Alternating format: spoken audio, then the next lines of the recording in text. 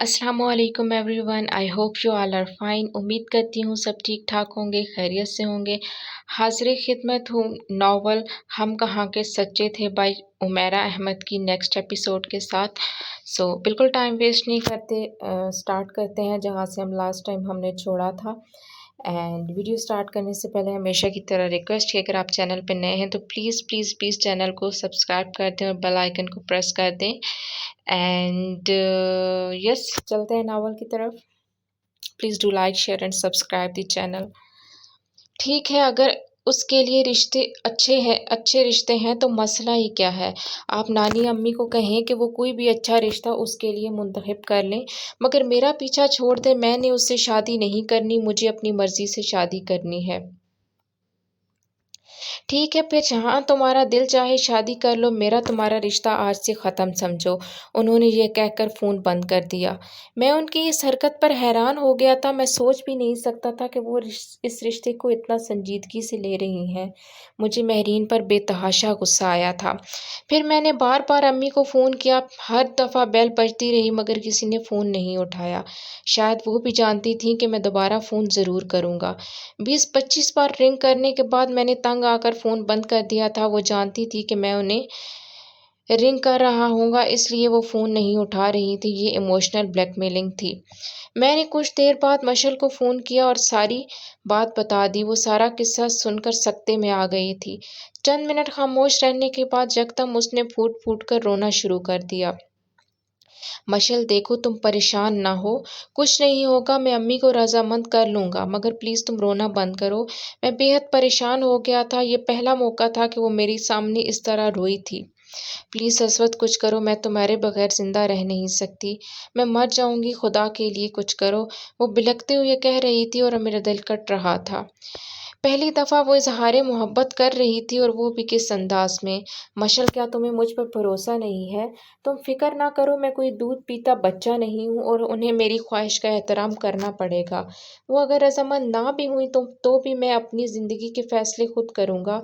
मैंने उसे तसल्ली देने की कोशिश की। मैं महरीन को सब कुछ दे सकती हूँ, सब कुछ, मगर तुम्हें नहीं। ये वाहिद चीज़ है जिससे मैं किसी सूरत दस्तबरदार नहीं हो सकती। तुम मेरे हो और मेरे ही रहोगे। मैं ठीक कह रही हूँ ना? तुम सुन रहे हो ना? वो बेताब सी कह रही थी और मेरी कोई तसल्ली उसे पुरसुकून नहीं कर रही थी। फिर भी मैं बहुत देर तक उसे दिलासे देता रहा और जब वो कुछ नॉर्मल हुई तो मैंने फ़ोन बंद कर दिया। मुझे अम्मी पर बेतहाशा तैश आ रहा था। वो पता नहीं मेरे किस गुनाह की सज़ा मुझे देना चाह रही थी। मैं पूरी रात गुस्से से खोलता जागता रहा। अगली सुबह ऑफिस से छुट्टी मंजूर करवाने के बाद मैं शाम की फ़्लाइट से लाहौर पहुंचा। अम्मी ने बड़ी सर्द महरी से मेरा इस्तकबाल किया। उन्हें मालूम था कि मैं आज ज़रूर आऊँगा। ऐसी क़यामत किसी के सर पर तोड़ी जाए तो वो कहाँ एक जगह टिक कर रह सकता है। मैं आते ही अम्मी से बहस में उलझ गया। वो अपनी बात पर कायम थीं और कोल से फिरने वाला मैं भी नहीं था। असवद देखो, महरीन ने बहुत मुश्किल हालात देखे हैं। कहीं और ब्याह कर जाएगी तो पता नहीं उसका नसीब कैसा हो, मगर अपने घर ब्याह कर लाते हुए मुझे ये तसल्ली होगी कि वो सुखी रहेगी। उन्होंने मुझसे कहा था। उसने अगर मुश्किलात देखी हैं तो अपने बाप की वजह से। ना उसका बाप ऐसे कारनामे करता, ना उसके अमाल उसकी बेटी के सामने आता है। मगर आप मुझे किस गुनाह की सज़ा दे रही हैं? मैंने कोई दारुल अमान तो नहीं खोला कि दूसरों के सुख के लिए अपनी ज़िंदगी बर्बाद कर लूँ। वैसे भी वो अपने बाप की ही तरह है, खुदगर्ज़ और बेहिस। इसलिए आपको उसके बारे में फ़िक्रमंद होने की ज़रूरत नहीं है। ऐसे लोग अपनी परवाह करना खूब जानते हैं और ये बात भी मैं आपको साफ-साफ बता दूँ कि अगर मेरी शादी इसके साथ हो भी गई तो जान लीजिएगा कि मुझसे उसकी खुशी की उम्मीद नहीं रखेगी। ये बात तो तय है। हो सकता है कहीं और शादी करके वो खुशहाल ज़िंदगी गुज़ारे, मगर मेरे साथ शादी करके वो पछताएगी और आप भी। मुझे वो कतई पसंद नहीं है। तो फिर तुम्हें कौन पसंद है? मुझे मशल पसंद है और मेरे लिए उसका रिश्ता माँगे, महरीन का नहीं।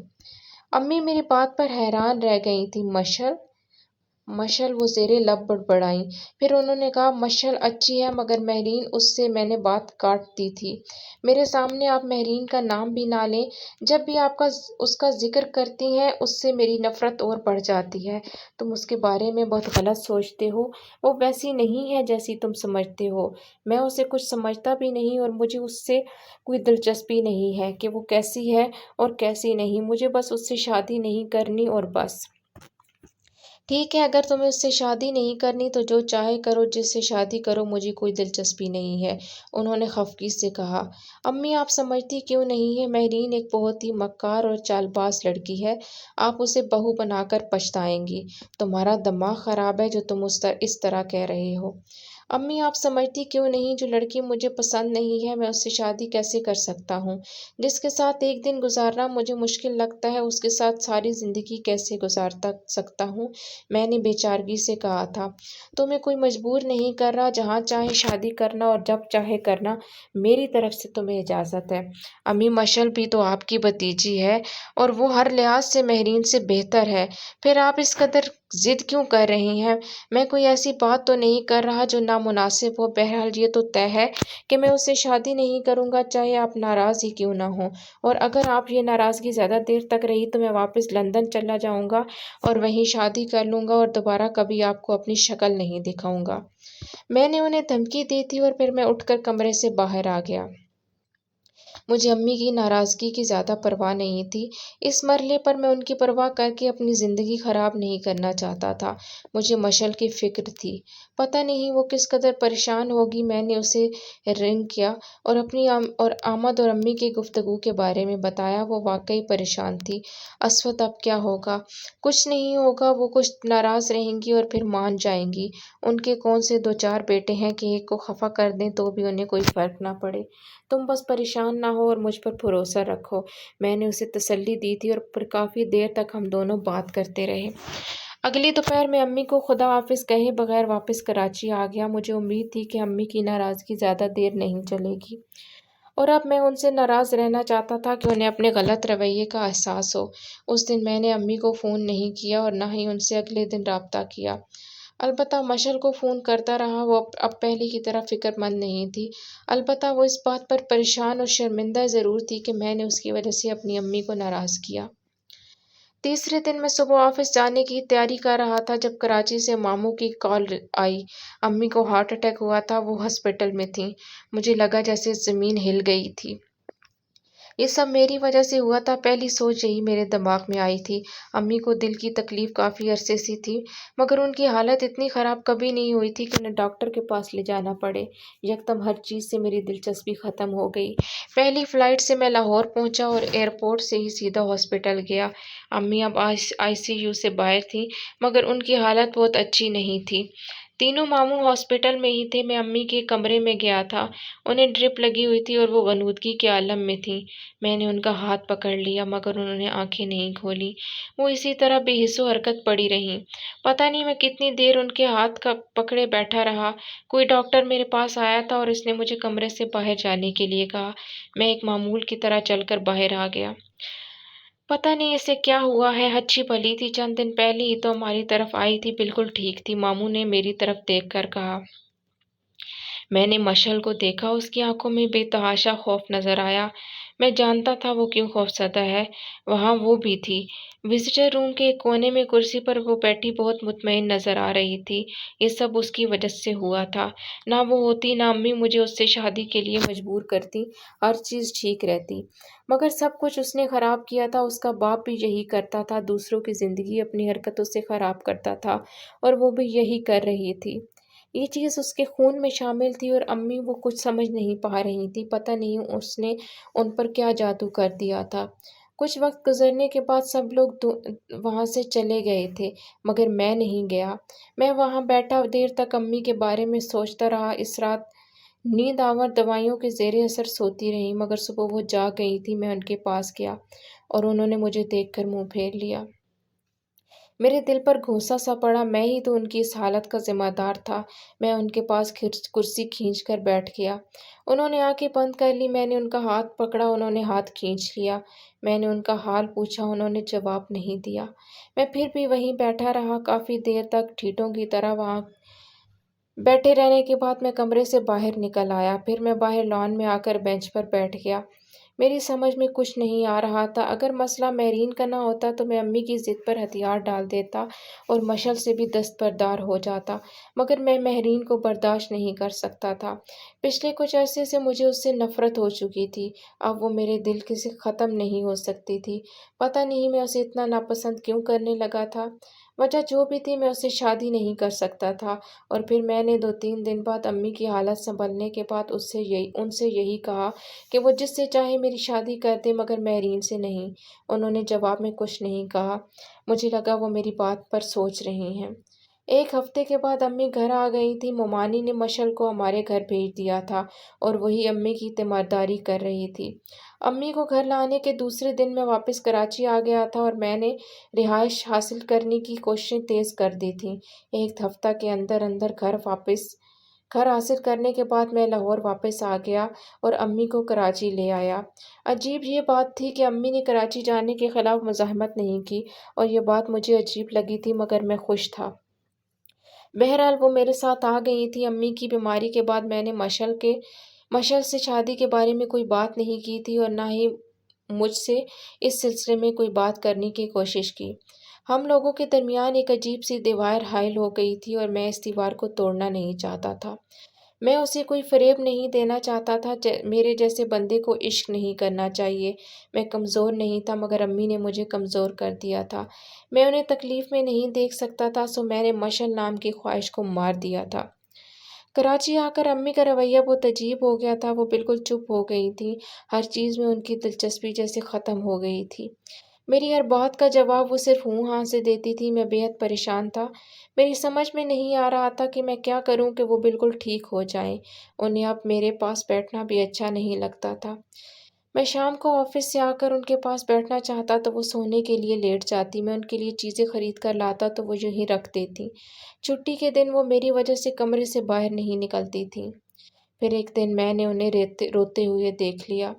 مجھے دیکھ کر انہوں نے اپنے آنسو پونچھ لیے، مگر مجھے ایسا لگا کہ میرا نروس بریک ڈاؤن ہو جائے گا۔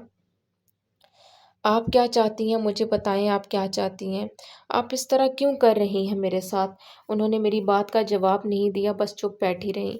آپ مہرین سے میری شادی کرنا چاہتی ہیں، کرا دیں، مگر خدا کے لیے یہ سب نہ کریں جو آپ کر رہی ہیں۔ انہوں نے حیرانگی سے مجھے دیکھا تھا، مگر میں اٹھ کر کمرے سے باہر آ گیا۔ وہ فیصلہ جو اتنے دنوں سے میں کر نہیں پایا، وہ ایک لمحے میں ہو گیا۔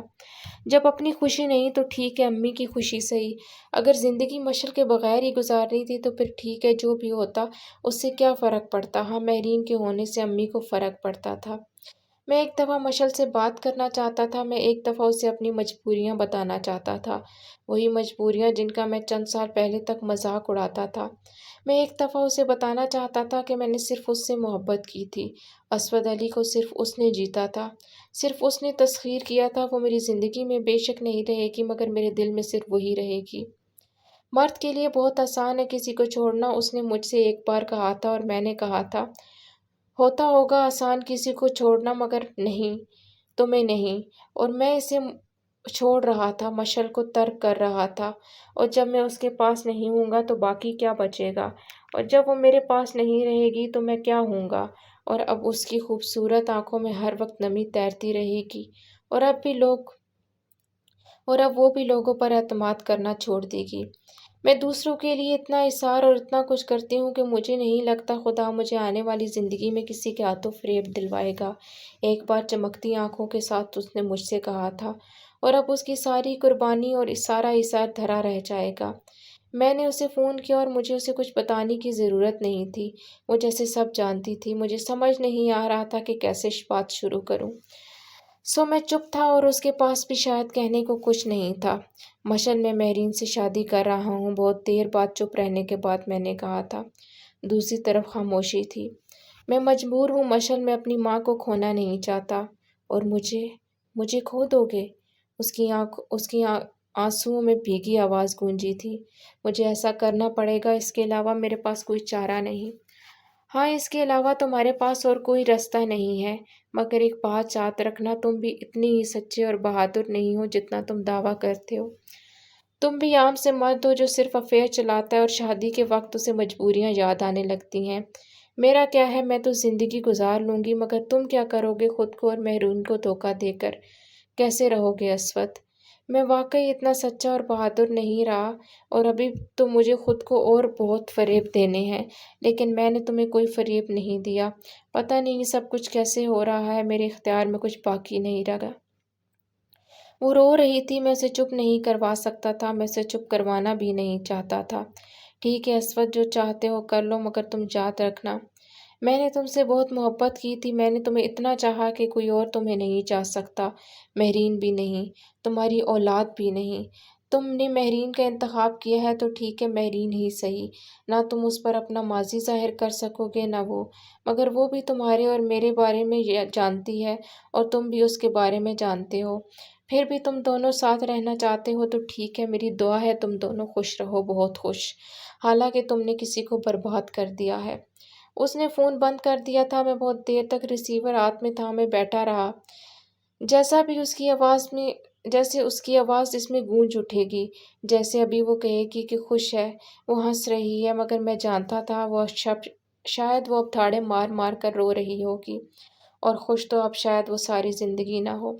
मशल को वाकई मैंने बर्बाद कर दिया था, उसे रोना नहीं होता था, और अब मैंने मुस्तकिल तौर पर उसकी आंखों में आंसू सजा दिए थे। वो हर लिहाज से मुकम्मल थी, और मैंने ना चाहते हुए भी उसे अधूरा कर दिया था। पता नहीं ऐसा क्यों होता था कि हम जिसे सब कुछ दे देना चाहते हैं, उसके पास कुछ भी नहीं रहने देते। और मैं और मशल अब सारी ज़िंदगी एक दूसरे को लोगों के चेहरों में तलाश करते फिरेंगे। और महरीन, वो कैसे हम दोनों के दरमियान आ गई थी? हम लोगों ने तो कभी उसकी कोई बुराई नहीं की थी, हम दोनों ने तो हमेशा उसका भला ही चाहा था। फिर भी ज़िंदगी यकदम बदल गई। अम्मी लाहौर गई थीं, और 15 दिन वहाँ रहने के बाद जब वो वापस आईं तो महरीन और मैं एक दूसरे से मनसूब हो चुके थे। वो बहुत खुश थीं। उनकी सारी उदासी, सारी परेशानी ख़त्म हो चुकी थी, और उन पर ये ज़ाहिर करने की कोशिश कर रहा था कि मैं मुतमईन हूँ। अपनी उदासी ज़ाहिर करने का फ़ायदा भी क्या था? जब कुर्बानी दे रहा था तो फिर दिल से दे देना चाहता था। वो मुझे महरीन के बारे में बताती रहती थी, वो ऐसी थी, वो ये कह रही थी। मैंने उसे यूँ कहा, मैं उसे वहाँ लेकर गई। एक बार भी उनकी ज़बान पर मशल का नाम नहीं आया था। हालाँकि मैं पूछना चाह रहा था वो कैसी थी। मंगनी की तस्वीरों में महरीन के साथ बैठी वो बहुत खुश नज़र आ रही थी, और महरीन के चेहरे पर मुस्कुराहट का नामो निशान नहीं था। उसे खुश होना चाहिए था। उसने मशल को मुझसे छीन लिया था, और मशल सो वो अब दुनिया को धोखा देना सीख रही थी। वो अपनी मुस्कुराहट वो मुझे और सबको दिखाना चाहती थी, वो खुश है और उसे कोई दुख नहीं है। मैं इन तस्वीरों में सिर्फ मशल को देखता रहा। वो सबसे मुनफरिद, सबसे मुमताज़ नज़र आती थी। वो वाकई ऐसी ही थी। उस दोपहर अम्मी ने मुझे फ़ोन किया। मुझे उसकी आवाज़ से अंदाज़ा हो गया कि कुछ गड़बड़ है, मगर मेरे इसरार पर भी उन्होंने मुझे बताया नहीं कि मामला क्या है। जब वो बस वो यही कहती रहीं कि मैं ऑफ़िस से लाहौर आने के लिए छुट्टी लेकर आ जाऊँ, फिर वो मुझे सब कुछ बता देंगी। मैं इंतहाई परेशानी के आलम में घर पहुँचा। अम्मी का चेहरा देखकर मैं थक रह गया, उनकी आँखें रो-रो कर सूज चुकी थीं। मशल की तबीयत ख़राब है, उसे हॉस्पिटल लेकर गए हैं। उन्होंने मेरा दिल दहला दिया था। मुझ में इतनी हिम्मत भी नहीं रही थी कि मैं उनसे कुछ और पूछता। मैं फ़ोन उठाकर लाहौर जाने के लिए सीटों की बुकिंग के इंतज़ामात में लग गया। अम्मी बस रोए जा रही थीं और चुप होने में ही नहीं आ रही थी। मैं जानता था ये पछतावे के आंसू थे। उन्हें बहना ही चाहिए था, इसलिए मैंने उन्हें रोकने की कोशिश नहीं की। फ्लाइट में बैठे हुए भी वो हम दोनों ने एक दूसरे से बात नहीं की, बस एक खामोशी थी जो हर तरफ छाई थी। पता नहीं अम्मी क्या सोच रही थी, मगर मैं तो सिर्फ उसके लिए दुआएं कर रहा था। मैं जानता था उसे हॉस्पिटल पहुंचाने वाला मैं था, वरना मशल को क्या हो सकता था। लाहौर एयरपोर्ट पहुंचकर अम्मी के आंसुओं में और रवानी आ गई। शायद वो सोचती होंगी कि वो किस मुंह से मशल का सामना करेंगी। आखिर वो भी तो इसकी हालत की ज़िम्मेदार थीं। ना वो ज़िद करती, ना महरीन से मेरी मंगनी होती, और ना मशल की ये हालत होती। उस रात शाम के 6 बजे थे जब हम लाहौर पहुंचे थे। ایئرپورٹ سے ٹیکسی لے کر ہم مشل کے گھر کی طرف روانہ ہو گئے تھے۔ امی کی سسکیاں پہلے سے بڑھ گئی تھیں اور اب میں بھی خود پر قابو رکھے ہوئے تھا۔ آخر مرد تھا، رو تو نہیں سکتا تھا، ہاں، مگر جوں جوں ٹیکسی اس کے گھر کی طرف بڑھ رہی تھی میرے دل کی دھڑکنیں تیز ہوتی جا رہی تھیں، اور پھر ایک موڑ کاٹتی ہی اس کا گھر سامنے آ گیا تھا اور میرا دل اچھل کر حلق میں آ گیا۔ اس کے گھر کے سامنے سڑک پر گاڑیوں کی لمبی قطار نظر آ رہی تھی اور جا بجا لوگ بھی تھے۔ ایک دم میری ساتھ بیٹھی ہوئی امی ہچکیاں لے کر بلند آواز میں رونے لگیں۔ میں نے وحشت بھری نظروں سے انہیں دیکھا تو وہ یقیناً مجھ سے بہت کچھ چھپائے ہوئی تھیں، اور وہ کیا چھپائے ہوئے تھیں اب میں جاننا نہیں چاہتا تھا۔ ٹیکسی اس کے گھر کے کھلے دروازے کے سامنے رکی تھی۔ ایک معمول کی طرح میں نے نیچے اتر کر ڈرائیور کو کرایہ دیا۔ امی اب بلند آواز میں رو رہی تھی۔ میں نے انہیں چپ کروانے کی کوشش نہیں کی۔ میں کیوں انہیں چپ کرواتا؟ گھر کے اندر سے رونے کی مدھم آوازیں گیٹ تک آ رہی تھیں۔ اکبر ماموں مجھے گیٹ پر ہی مل گئے۔ امی ان سے لپٹ گئیں اور وہ دھاڑے مار کر رونے لگے تھے۔ میں وہاں نہیں رکا تھا، لوگوں کے درمیان سے گزرتا ہوا اندرونی دروازے تک آ گیا۔ پتہ نہیں وہاں کون کون تھا، میں دروازہ کھول کر اندر آ گیا۔ رونے کی آوازیں حال سے آ رہی تھیں، مگر پورا گھر آہوں اور سسکیوں سے گونج رہا تھا۔ میں میکانکی انداز میں چلتا ہوا حال میں آ گیا۔ کافور، لوبان اور گلاب کی ملی جلی خوشبو میری ناک سے ٹکرائی تھی اور میں نے اسے دیکھ لیا تھا۔ ہاں، حال کے وسط میں سفید کفن میں چھپا ہوا جسم اس کا تھا۔ اس کے جسم کے اوپر بے شمار گلاب کے پھول تھے اور میں آگے بڑھنے کی ہمت نہیں کر سکا۔ وہیں حال کے دروازے سے ٹیک لگا کر میں کھڑا ہو گیا۔ اس کی امی وہاں نہیں تھی اور جو وہاں تھے وہ شاید وہاں نہیں تھے۔ میں بھی وہاں نہیں تھا، اور میں کہاں تھا یہ میں نہیں جانتا تھا۔ کچھ عورتیں اس کے سر کے سرہانے بلند آواز میں یاسین پڑھ رہی تھیں۔ نانی امی سر کو ہاتھوں میں پکڑے بلند آواز میں رو رہی تھیں۔ اس کے ننھیال سے بھی سب لوگ وہاں آئے تھے اور ان کی نانی بار بار غش کھا رہی تھیں۔ اس کی خالہ اس کے پاس بیٹھی ہوئی بار بار اس کا منہ چومتی تھی اور پھر دھاڑے مار مار کر رونا شروع ہو جاتی تھی۔ وہ نہیں رو رہے تھے، وہ سکتے کے عالم میں تھے، میری طرح، جیسے انہیں یقین نہیں آیا تھا کہ ایسے بھی ہو سکتا ہے۔ وہاں ایک کونے میں وہ بھی تھی۔ اس کی آنکھوں میں آنسو تھے، نہ چہرے پر کوئی پریشانی، نہ پچھتاوا، وہ بس ایک پارا پڑ رہی تھی۔ وہ لوگ مکمل ہوتے ہیں جو مر جاتے ہیں، اور جن لوگوں کی ذات نامکمل اور خامیوں کا مجموعہ ہوتی ہے وہ زندہ رہ جاتے ہیں، جیسے مہرین۔ میرا دل چاہا میں دھکے دے کر اسے وہاں سے نکال دوں، اور آخر وہاں اس کا کام ہی کیا تھا؟ وہ تماشائی بن کر مشل کو زندگی ہارتے دیکھنے آئی تھی، اور ساری زندگی وہ تماشا ہی تو دیکھتی رہی تھی۔ یکدم میرا سانس گھٹنے لگا۔ آخر میں وہاں کیا لینے آیا تھا؟ مجھے لگا ابھی وہ آنکھیں کھولے گی اور مجھ سے کہے گی کہ اب میں کیا چاہتا ہوں، میں اس کا پیچھا کیوں نہیں چھوڑ جاتا۔ میں گھر سے باہر نکل آیا تھا۔ اس کا بڑا بھائی اشر مجھے دیکھ کر میری طرف آ گیا اور میرے گلے سے لگ کر رونے لگا۔ میں اسے کوئی دلاسا نہیں دے سکا۔ میں کیا کہتا کہ یہ سب میری وجہ سے ہی تو ہوا تھا۔ ایک مشین کی طرح میں اس شام لوگوں سے ملتا رہا۔ رات کے 8 بجے ہم اس کا جنازہ لے کر قبرستان آئے تھے، اسے ہمیشہ کے لیے وہاں چھوڑنے۔ اس کے جنازے کو کندھا دیتے ہوئے میں کچھ بھی نہیں سوچ رہا تھا، میں اس کے قابل کہاں تھا، لیکن اسے قبر میں دفن ہوتے دیکھ کر میرا جی چاہ رہا تھا کہ میں اسے لے کر کہیں بھاگ جاؤں۔ وہ اکیلی کیسے رہ سکتی تھی؟ وہ یہاں کیوں آ گئی تھی؟ پھر اس کی قبر پر سب نے مٹی ڈالی، میں بھی مٹی ڈالنے والوں میں شامل تھا۔ میں مشل نام کی کہانی ختم ہو گئی تھی۔ اس کی مسکراہٹ، اس کے کہکے، اس کی جگمگاتی آنکھیں، اس کی خوبصورت آواز اب کسی کو نظر نہیں آئے گی، اور میری نظروں سے یہ سب کبھی اوجھل نہیں ہوگا۔ کتنا عذاب ہوتا ہے کسی کا کبھی نظر نہ آنا، اور کتنا عذاب ہوتا ہے کسی کا ہر وقت نظر آتے رہنا۔ ہم سب اسے وہاں چھوڑ کر واپس آ گئے تھے، اور میں تو اسے بہت پہلے ہی چھوڑ دیا تھا۔ شاید تب بھی اس نے زندہ ہوتے ہوئے بھی خود کو قبر میں دفن ہوتا ہوا محسوس کیا ہوگا۔ ممانی مسلسل غشی کے عالم میں تھی، انہیں ہوش ہی نہیں آ رہا تھا، اور جو ہوش میں تھے وہ بھی ہوش میں کہاں تھے۔ پتہ نہیں تعزیت کے لیے کون کون آیا تھا، اس کی پوری یونیورسٹی جیسے وہاں آ گئی تھی، وہ جو یونیورسٹی کی جان تھی۔ اب سب کو ہی اس کے بغیر رہنا پڑے گا۔ مہرین یونیورسٹی سے آنے والے اسٹوڈنٹ اور ٹیچر سے ملتے رہی اور اب میں سوچتا رہا تھا کہ اس کی راہ کا سب سے بڑا کانٹا دور ہونے پر وہ کتنی مسرور ہوگی۔ اب کوئی نہیں کہے گا کہ مشعل نے یہ کیا ہے یا مشعل نے ایسا کیا ہے، یا وہ ہمیشہ اس کے نام کے ساتھ ماضی کا صیغہ استعمال کریں گے، اور وہ جسے اس کی شہرت اور کامیابی سے نفرت تھی، اب اس کی فکر ختم ہو جائے گی۔ دیر سے صحیح پر خدا نے اس کی سن لی تھی۔ ساری رات تمام رات گھر کا کوئی فرد سو نہیں پایا، اور صبح سب میں اس وقت سکتے میں رہ گیا جب اکبر ماموں نے میرے پاس بیٹھ کر کہا، پتہ نہیں اس نے ایسا کیوں کیا، اسے کیا چاہیے تھا جو اس نے خودکشی کر لی۔ مجھے لگا تھا میرے پاس کوئی بم پھٹا تھا اور میرے پرخچے اڑ گئے تھے۔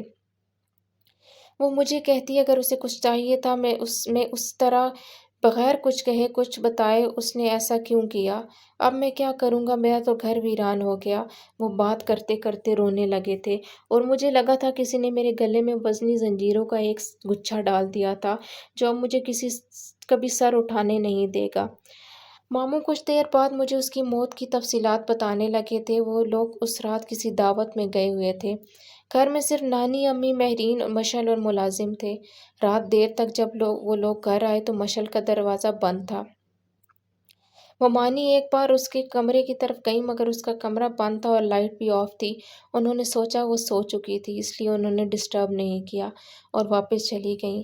مگر صبح جب اس کے اٹھانے آئیں اور بار بار دروازہ بجانے کے باوجود اس نے کوئی جواب نہیں دیا تو وہ پریشان ہو گئیں۔ انہوں نے اپنے دونوں بیٹوں اور ماموں کو بلوایا۔ وہ چاروں مل کر دروازہ پیٹتے رہے مگر تب بھی اندر سے کوئی جواب نہیں آیا۔ شوہر کی آواز پر باقی ماموں بھی جمع ہو گئے تھے۔ پھر اشر نے دروازے کا لاک توڑ دیا اور جب وہ اندر داخل ہوئی تو وہ غنودگی کے عالم میں پڑی ہوئی بمشکل سانسیں لے رہی تھی۔ وہ سب اسے لے کر ہاسپٹل گئے تھے مگر وہاں پہنچنے سے پہلے وہ مر چکی تھی۔ ڈاکٹر نے اسے دیکھتے ہی موت کی تصدیق کر دی۔ ماموں نے اپنے اثر و رسوخ کا استعمال کرتے ہوئے ڈیتھ سرٹیفکیٹ پر اس کی موت کا سبب ہارٹ اٹیک لکھوایا تھا اور پولیس کیس نہیں بننے دیا تھا۔ سب لوگوں کو بھی یہی بتایا گیا تھا، صرف گھر کے لوگوں کو اس کی موت کی اصل وجہ کا علم تھا، اور شاید یہ چیز ہی ان کے لیے زیادہ تکلیف دہ تھی کہ اس نے اپنے ہاتھوں سے اپنی جان لی تھی۔ سوئم تک ممانی کی حالت پہلے سے بہتر ہو چکی تھی اور سب لوگوں نے اس کی موت کو ذہنی طور پر قبول کرنا شروع کر دیا تھا، مگر شاید ابھی بہت کچھ باقی تھا۔ گھر کی ملازمہ نے مشعل کو گھر والوں کے جانے کے بعد تھوڑی دیر بعد مہرین کے کمرے میں جاتے دیکھا تھا۔ وہ دیر تک وہاں رہی تھی اور اس دوران کمرے سے ان دونوں کے جھگڑنے کی آوازیں آتی رہی تھیں۔ ملازمہ نے کمرے کے پاس جا کر باتیں سننے کی کوشش نہیں کی مگر اس نے ماموں کو کہا تھا کہ مشعل جب زور زور سے بول رہی تھی تو مہرین بی بی بہت ہنس رہی تھیں، اور اس کے ہنسنے پر مشعل بی بی کو اور غصہ آیا تھا اور وہ اور زیادہ بلند آواز سے بولنے لگی تھیں۔ پھر کافی دیر بعد جب وہ کمرے سے نکلیں تو ان کا چہرہ غصے سے سرخ تھا اور ایسا لگتا تھا جیسے وہ ابھی رونے لگیں گی۔ اپنے کمرے میں جانے کے بعد کچھ دیر بعد وہ نیچے آئیں اور انہوں نے چوکیدار کو کچھ خط گھر کے پاس لے کے لیٹر باکس میں ڈالنے کے لیے دیے تھے، اور پھر وہ یہ کہہ کر اپنے کمرے میں چلی گئی تھیں کہ کوئی انہیں ڈسٹرب نہ کرے، وہ سونے جا رہی ہیں۔ ماموں نے اسی وقت مہرین کو بلوایا تھا اور اس سے پوچھا تھا کہ مشعل کی موت کی رات ان دونوں کے درمیان کس بات پر جھگڑا ہوا تھا۔ پہلے تو اس نے سرے سے اس بات سے انکار کیا کہ ان دونوں کے درمیان کسی بات پر جھگڑا ہوا تھا، مگر جب ماموں نے ملازمہ کی سارے باتیں بتائیں تو وہ بے حد پریشان ہو گئی تھی۔ وہ کچھ بھی نہیں بتا سکی تھی۔ سب لوگ یکدم اس کے خلاف ہو گئے تھے۔ وہ سب اسے اصل بات بتانے پر مجبور کر رہے تھے۔ وہ کچھ نہیں بتا رہی تھی، وہ صرف یہ کہہ رہی تھی کہ مشعل اس سے ناراض تھی، مگر کیوں ناراض تھی یہ بات اس نے نہیں بتائی تھی۔ میں جانتا تھا کہ مشعل اس سے کیوں ناراض تھی، مگر مجھے یقین نہیں آ رہا تھا کہ وہ اس بات پر اپنے غصے کا اظہار کرنے کے لیے منگنی کے ایک ہفتے کے بعد اس سے لڑنے گئی ہوگی، جب یقیناً کچھ اور بات ہوگی، اور بات کیا تھی وہ یہ نہیں بتا رہی تھی۔ اشر نے چوکیدار سے ان خطوں کے بارے میں پوچھا تھا مگر وہ بھی ان کے پتے کے بارے میں کچھ نہیں بتا سکا۔ لیٹر باکس میں خط بھی نہیں ہو سکتے تھے کیونکہ انہیں پوسٹ کیے تیسرا دن ہو چکا تھا۔ اشر نے اس کے کمرے کی تلاشی میں لے لی، وہاں صرف ایک جلی ہوئی ڈائری برآمد ہوئی تھی، اور میں جانتا تھا اس نے اپنی ڈائری کیوں جلائی ہوگی، صرف مجھے بچانے کے لیے تاکہ کوئی مجھے اس کی موت کا ذمہ دار نہ ٹھہرا سکے، کسی کو یہ علم نہ ہو سکے کہ وہ مجھ سے محبت کرتی تھی۔ اگر وہ مہرین سے ناراض ہوتی تو وہ کبھی بھی یہ منگنی نہ ہونے دیتی۔ وہ اپنے باپ سے میرے لیے پسندیدگی کا اظہار کرتی تو اکبر ماموں میری امی کو مجبور کر سکتے تھے وہ مہرین کو بہو نہ بنائیں اور اس کی جگہ مشل سے میری شادی کریں، مگر اس نے ایسا نہیں کیا۔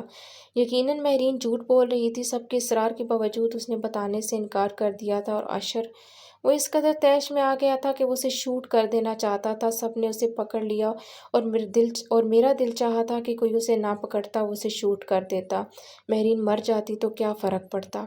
اگر دنیا کو مشل کے مرنے سے کوئی فرق نہیں پڑا تھا تو مہرین کے مرنے سے تو پڑتا ہی نہ۔ اگر تم نہیں بتاؤ گی کہ تم نے مشل سے کیا کہا تھا تو میں تمہیں پولیس کے حوالے کر دوں گا، عشر نے دھمکی دی تھی، لیکن وہ اسی طرح چپ رہی۔ پھر اچانک عشر نے تیزی سے جا کر اس کا گلا پکڑ لیا۔ وہ اس کا گلا دبا رہا تھا، سب اسے چھڑانے کے لیے بھاگے تھے، مگر میں نہیں اٹھا تھا۔ میں اسے کیوں بچاتا؟ کیا اس نے مشل کو بچایا تھا؟ ماموں عشر کو کھینچ کر باہر لے گئے تھے، مگر وہ اسے گالیاں دے رہا تھا۔ وہ بار بار کہہ رہا تھا، میں اس کتیا کو زندہ نہیں چھوڑوں گا، یہ ناگن ہے، ساری عمر ہمارا کھاتی رہی اور اس نے میری بہن کو ہی ڈس لیا، میں اسے مار دوں گا۔ میں کمرے سے باہر نہیں نکلا اور رات میں نے امی سے کہا میں مہرین سے شادی نہیں کروں گا، کبھی نہیں۔ انہوں نے صفائی دینے کی کوشش کی تھی، اسود اس بیچاری کا قصور کیا ہے؟ سب اس کے دشمن ہو رہے ہو، اگر تم بھی۔ میں نے ان کی بات کاٹ دی۔ مشل کا کیا قصور تھا؟ اسے کس بات کی سزا ملی ہے؟ اس نے تو کبھی کسی کا برا نہیں چاہا تھا، پھر بھی وہ مر گئی اور یہ تو زندہ ہے، اس سے کیا فرق پڑتا ہے لوگوں کے دشمن ہونے سے؟ میں اس سے شادی نہیں کروں گا، میں آپ کو بتا رہا ہوں۔ میں ان سے یہ کہنے کے بعد سیدھا مہرین کے پاس گیا تھا۔ اس کا دروازہ آدھ کھلا تھا، میں دروازے پہ دستک دیے بغیر اندر داخل ہوا۔ وہ ایک کونے میں بیٹھی تھی۔ میں تم سے یہ پوچھنے نہیں آیا ہوں کہ تم نے اسے کیوں مارا، کیسے مارا، میں صرف وہ انگوٹھی لینے آیا ہوں جو تمہارے ہاتھ میں ہے، اور یہ بتانے آیا ہوں کہ اب تمہارے اور میرے درمیان کوئی رشتہ نہیں ہے۔ تم کسی اور کو ڈھونڈ لو جو تمہارے اس بھیانک چہرے اور کردار کو برداشت کر سکے۔ لوگ ٹھیک کہتے ہیں، باہر سے خوبصورت وہی ہوتے ہیں جو اندر سے خوبصورت ہوں، اور جو اندر سے خوبصورت نہ ہوں خدا انہیں ظاہری خوبصورتی بھی نہیں دیتا، جیسا کہ تمہیں۔ ایک لمحے کے لیے اس کے چہرے کا رنگ بدلا، مگر اس نے اپنی انگلی سے انگوٹھی اتار کر میری طرف بڑھا دی۔ ایک جھٹکے سے اس انگوٹھی کو لے کر میں باہر نکل آیا۔ یہ وہی کمرہ تھا جس میں اس نے مشل کو مرنے پر مجبور کیا تھا۔